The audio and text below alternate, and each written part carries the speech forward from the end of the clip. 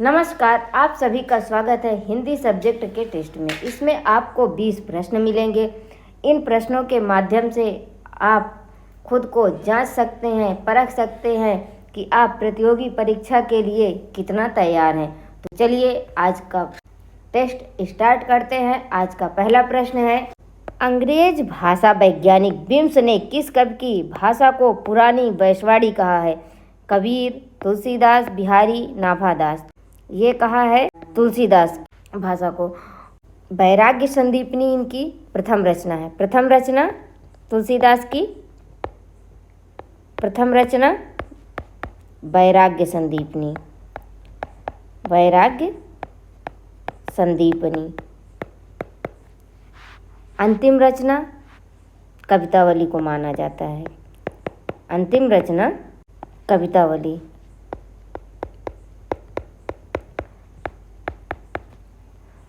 पूछा जाएगा कि तुलसीदास की प्रथम रचना तो वैराग्य संदीपनी और अंतिम रचना तो कवितावली। कवितावली के परिशिष्ट में हनुमान बाहु को भी माना जाता है।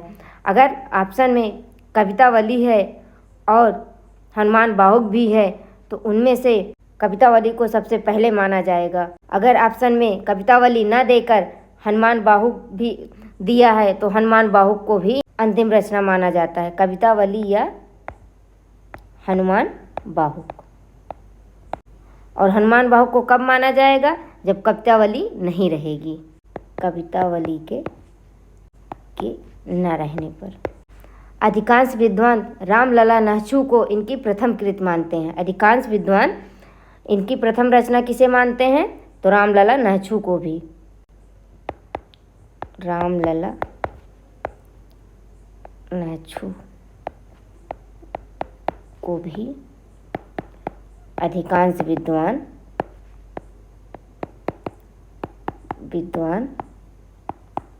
तुलसीदास की प्रथम रचना मानते हैं। और वैराग्य संदीपनी की भाषा तो वो ब्रज भाषा है। वैराग्य संदीपनी की भाषा जो है ब्रज है। आपसे पूछा जाएगा कि वैराग्य संदीपनी की भाषा है तो वो ब्रज भाषा है।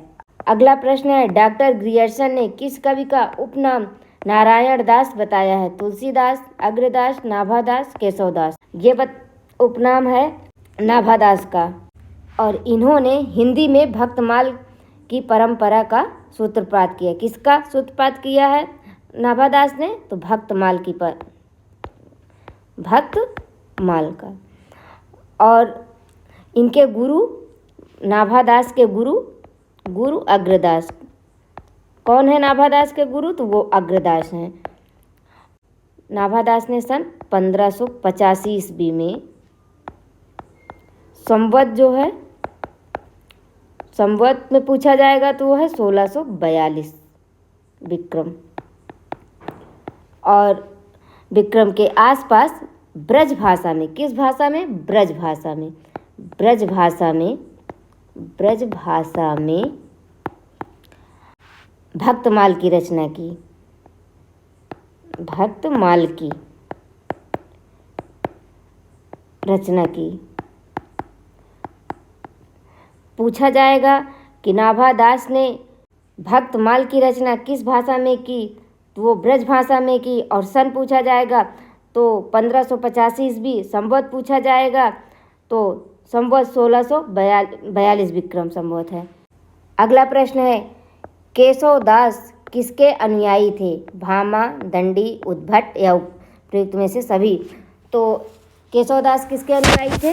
तो ये जो है उपर्युक्त सभी। आपका ऑप्शन डी सही है। और ये भामा, दंडी और उद्भट के अनुयायी थे। और इनका जन्म जो है, केशवदास का जन्म जो है बुंदेलखंड के ओरछा नामक नगर में, बुंदेलखंड के ओरछा नामक नगर में सन 1555 ईस्वी में हुआ।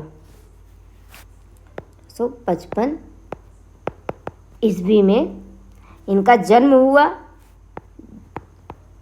जन्म और मृत्यु इनकी 1617 ईस्वी में। और उपनाम इनका, केशवदास का उपनाम है वेदांती मिश्र। वेदांती मिश्र। और ये केशवदास निम्बार्क संप्रदाय में दीक्षित हैं। निम्बार्क संप्रदाय में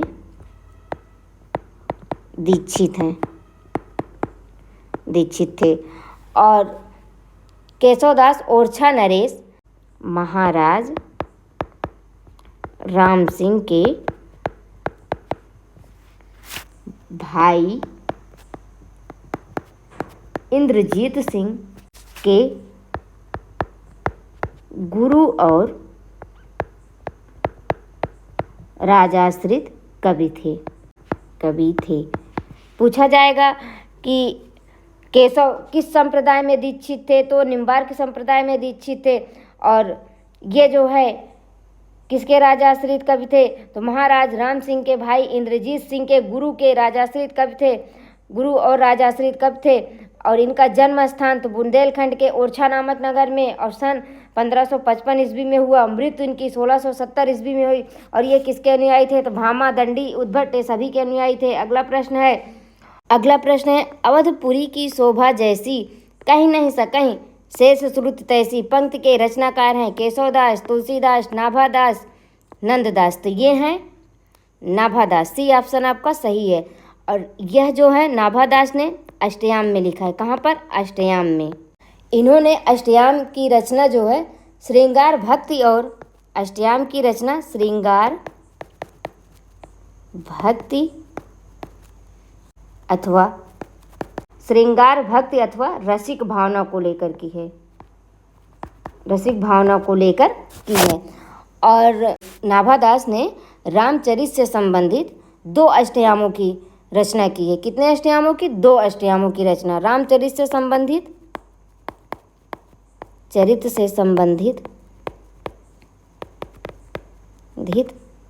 2 अष्टयामों की रचना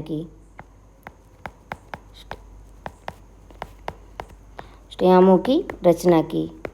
जो कि संस्कृत के चंपू शैली में रचित हैं। किस शैली में रचित है? संस्कृत के चंपू शैली में रचित हैं। पहला अष्टयाम है इनका। पहले अष्टयाम में इन्होंने की रचना ब्रज भाषा में की है। किस भाषा में? ब्रज भाषा में पहले अष्टयाम की रचना। और उसमें इन्होंने गद्य में के राम, सीता और सीता के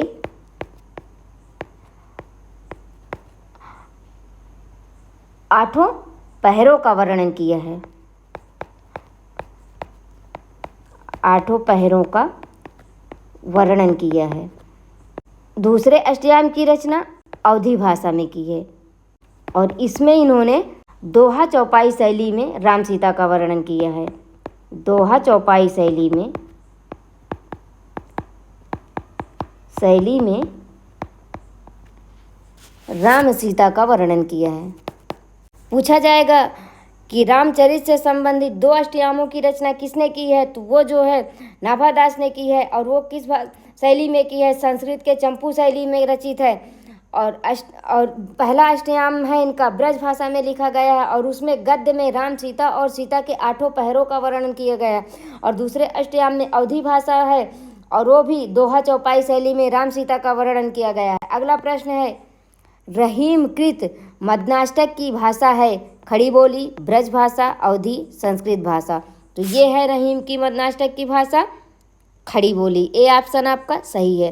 ब्रज भाषा में इनकी रचना है दोहावली, नगर शोभा, श्रृंगार सोरठ। और अवधी भाषा में बरवे नायिका भेद। अवधी भाषा में बरवे नायिका भेद की रचना की है। और ये बरवे नायिका भेद जो है प्रथम रीति निरूपक ग्रंथ है। प्रथम रीति निरूपक ग्रंथ है। और बरवे नायिका भेद की रचना जो है संस्कृत के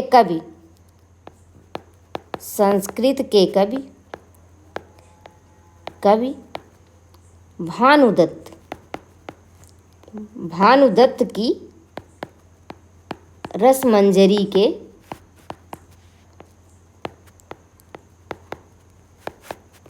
आधार पर की है। संस्कृत, फारसी और हिंदी मिश्रित भाषा में संस्कृत, फारसी और हिंदी मिश्रित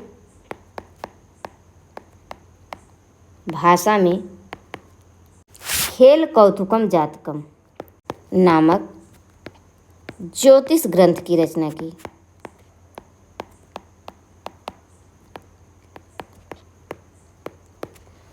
बरवे नायिका भेद की रचना रहीम ने किसके आधार पर की है? तो वो संस्कृत के कवि भानुदत्त की रसमंजरी के आधार पर की है।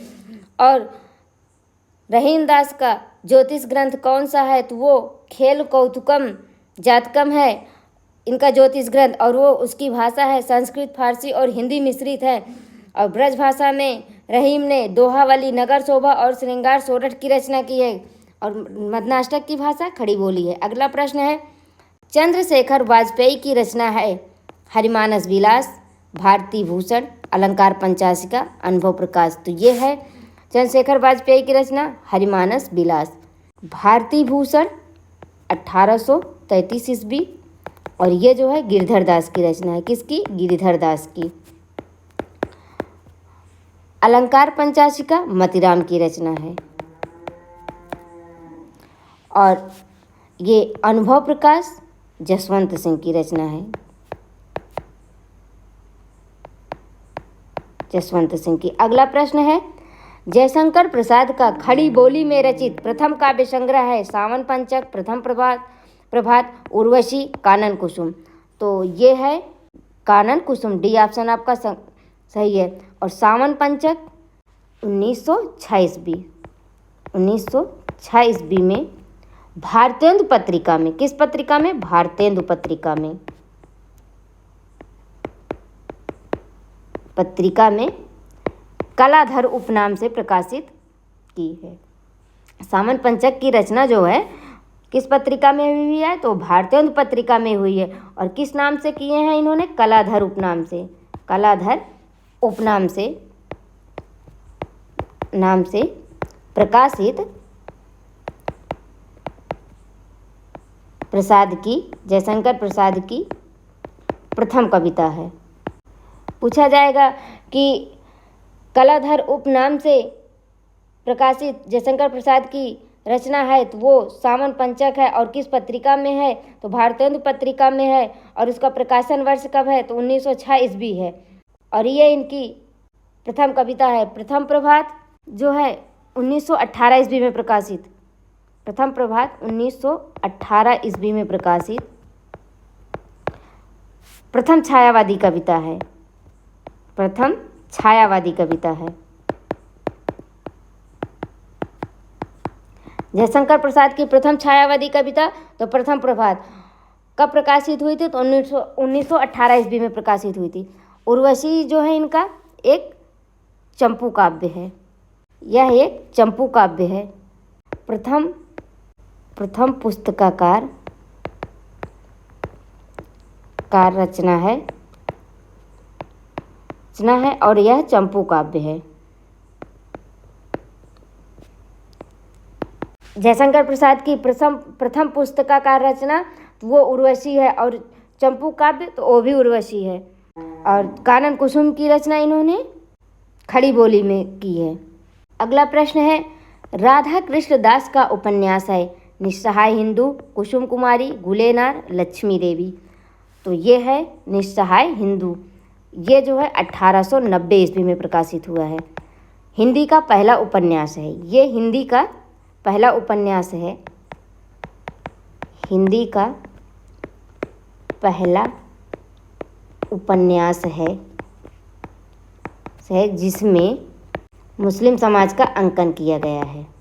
हिंदी का पहला मुस्लिम समाज का उपन्यास है तो ये है निस्सहाय हिंदू, और किसका है? राधा श्री कृष्णदास का। और यह जो है गोवध निवारण के लिए लिखा गया है। किसके निवारण के लिए? गोवध निवारण के लिए, गोवध निवारण के लिए। कुसुम कुमारी, कुसुम कुमारी इसका एक और नाम है स्वर्गीय कुसुम, स्वर्गीय कुसुम।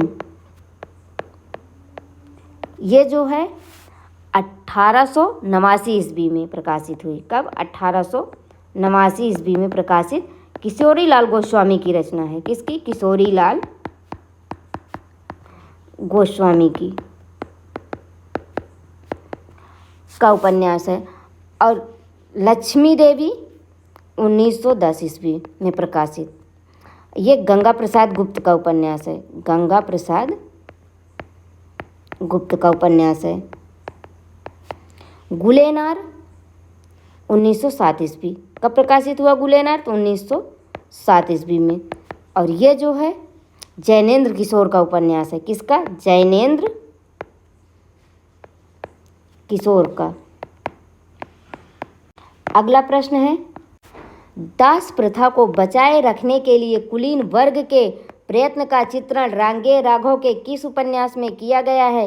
राह न रुकी, मुर्दों का टीला, पंछी और आकाश, अंधेरे का जुगनू, अंधेरे के जुगनू। तो ये जो है किया गया है अंधेरे के जुगनू में। इसका प्रकाशन कब हुआ है? 1953 ईस्वी में। पंछी और आकाश 1957 ईस्वी में प्रकाशित। राह न रुकी 1958 ईस्वी में प्रकाशित हुआ। और इसमें जो है महावीर स्वामी एवं राह न रुकी में महावीर स्वामी एवं बुद्ध युग के जागरण की कथा है। महावीर स्वामी एवं बुद्ध युग के जागरण की कथा रांगे राघव के किस उपन्यास में है? तो वो राह न रुकी में है, और उसका प्रकाशन वर्ष है 1958 ईस्वी। मुर्दों का टीला जो है 1948 में प्रकाशित हुआ। कब? 1948 ईस्वी में प्रकाशित हुआ मुर्दों का टीला। और इसमें जो है मोहनजोदड़ो, मोहनजोदड़ो, मुर्दों का टीला 1948 ईस्वी में प्रकाशित हुआ है। और इसमें मोहनजोदड़ो के सभ्यता की पृष्ठभूमि पर आधारित है, पृष्ठभूमि पर आधारित है। पूछा जाएगा कि मोहनजोदड़ो के सभ्यता की पृष्ठभूमि पर आधारित रांगे राघव का उपन्यास है, तो वो है मुर्दों का टीला। अगला प्रश्न है, जहाँ एक शब्द के साथ अनेक अर्थ चिपके रहते हैं वहाँ कौन सा अलंकार होता है? यमक, श्लेष, अनुप्रास, वक्रोक्त। तो वहाँ होता है श्लेष अलंकार। श्लेष का अर्थ, श्लेष का अर्थ है चिपकना, मिलना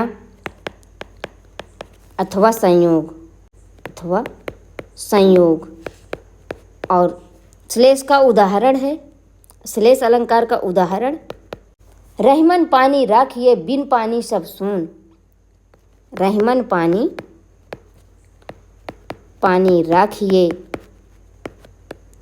बिन पानी सब सून, बिन पानी सब सून, सून। पानी गए न उबरे, उबरे मोती मानुष चून, चून।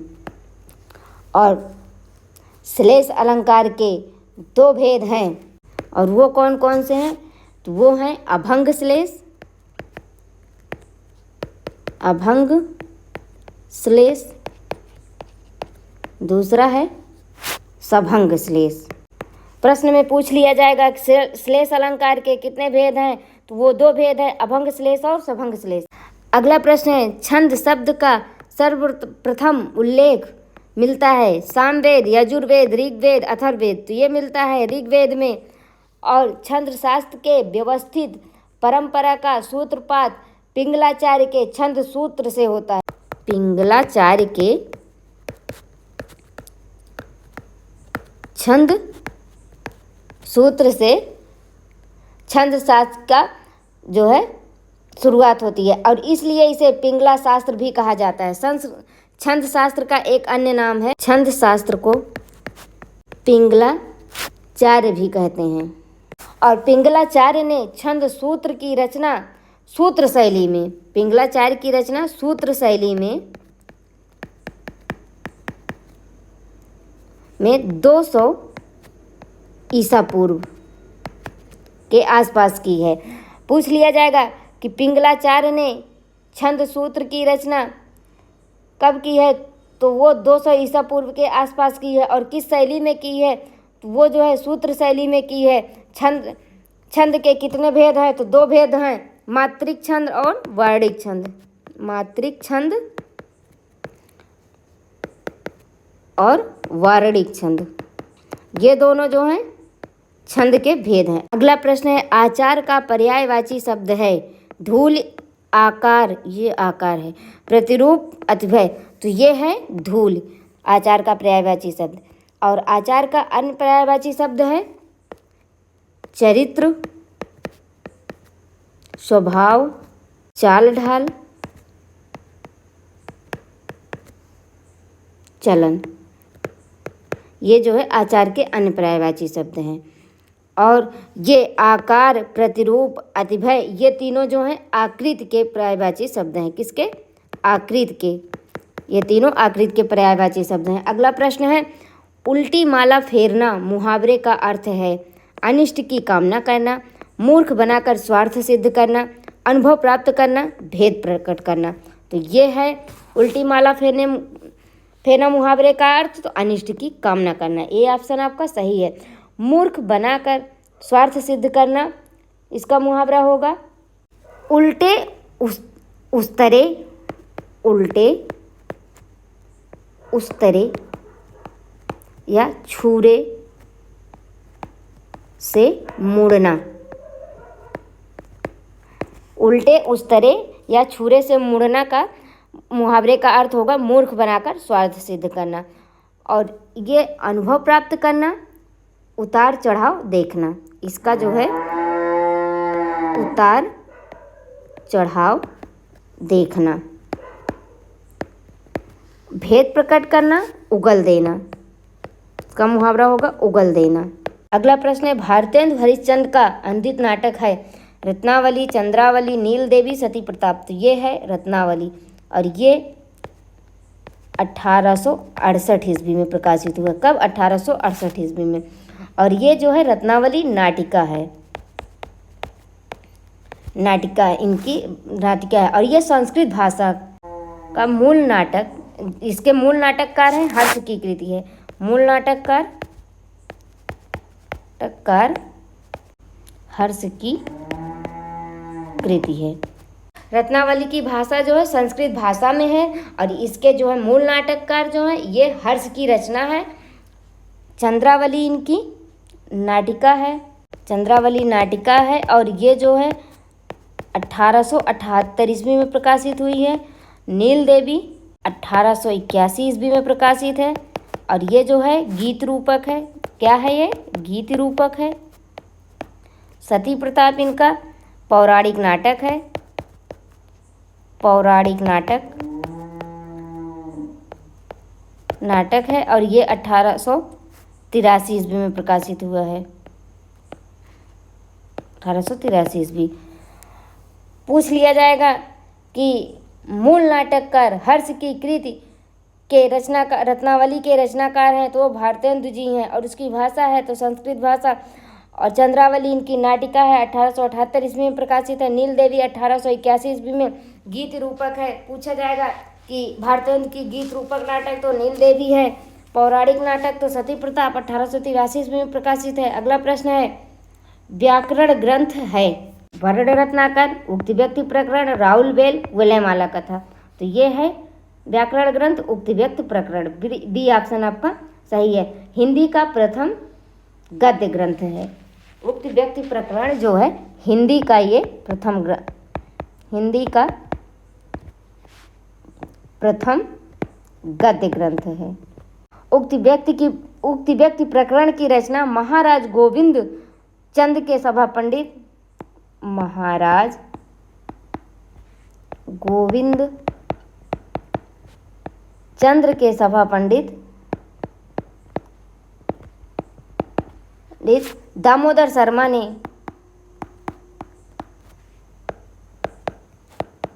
ने 12वीं शताब्दी के आसपास की। कब की? 12वीं शताब्दी।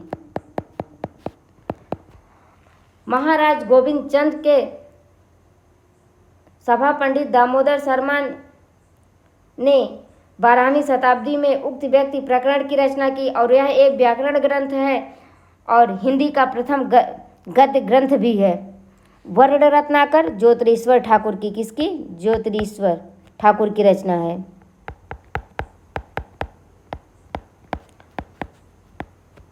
और राउलवेल रोड़ा कब की रचना है? किसकी? रोड़ा कब की। वलयमाला कथा उद्योतन सूर की रचना है। उद्योतन सूर की रचना है। अगला प्रश्न है, मैथिली शरण गुप्त को राष्ट्र कवि की उपाधि किसने दी? रामचंद्र शुक्ल, हजारी प्रसाद द्विवेदी, डॉक्टर बच्चन सिंह, महात्मा गांधी। तो ये दी है राष्ट्र कवि की उपाधि मैथिली शरण गुप्त को महात्मा गांधी ने। डी ऑप्शन आपका सही है। और ये इन्होंने महात्मा गांधी ने के भारत भारती लिखने पर राष्ट्र कवि की उपाधि दी है।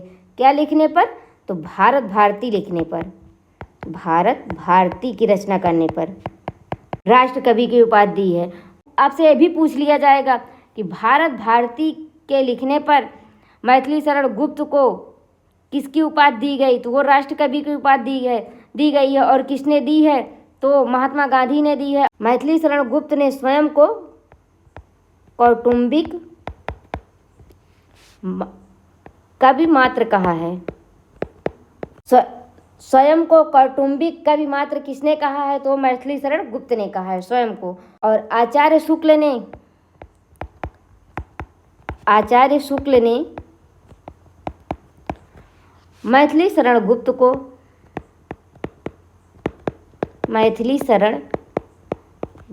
को सामंजस्यवादी कवि कहा है।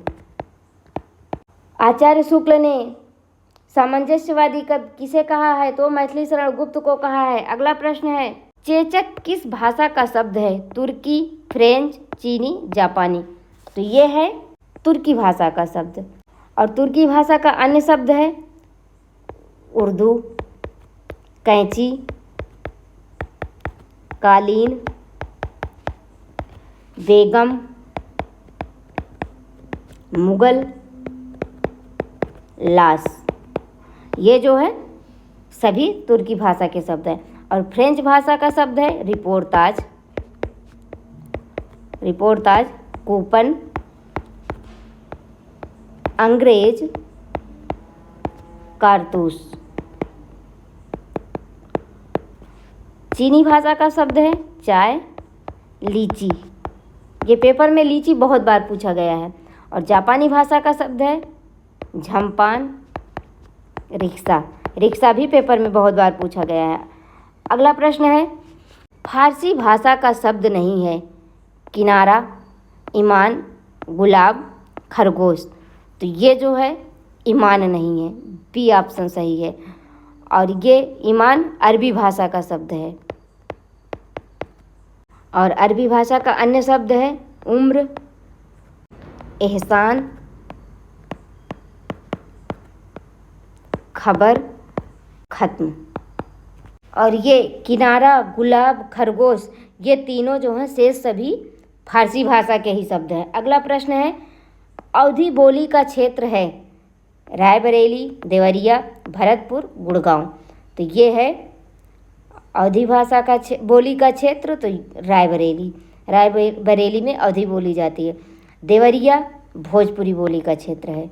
देवरिया में भोजपुरी है, बोली जाती है भोजपुरी। और भरतपुर, गुड़गांव, ये दोनों जो हैं ब्रज भाषा के क्षेत्र हैं।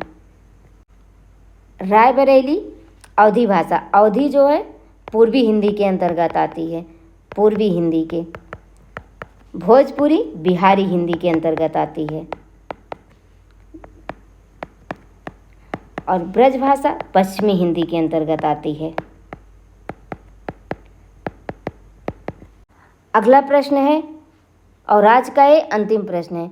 लक्ष्मी नारायण लाल का नाटक है सीमांत के बादल, वतन की आबरू, अंधा कुआं, अपना अपना जूता।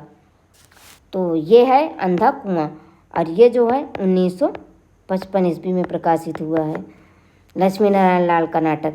सीमांत के बादल 1963 ईस्वी। अपना अपना जूता 1964 ईस्वी। और ये दोनों नाटक किसके हैं? तो लक्ष्मीकांत वर्मा के हैं। लक्ष्मीकांत वर्मा के नाटक हैं। सीमांत के बादल और अपना अपना जूता लक्ष्मीकांत वर्मा का नाटक है। और वतन की आबरू 1966 ईस्वी। ये जो है ज्ञानदेव अग्निहोत्री का नाटक है 1966 ईस्वी। और ये जो है ज्ञानदेव अग्निहोत्री का नाटक है। किसका? ज्ञानदेव अग्निहोत्री का नाटक। वतन की आबरू 1966 ईस्वी, ज्ञानदेव अग्निहोत्री का नाटक है। सीमांत के बादल, अपना अपना जूता सीमांत के बादल 1963 ईस्वी में प्रकाशित हुआ है और अपना अपना जूता 1964 ईस्वी में प्रकाशित हुआ है।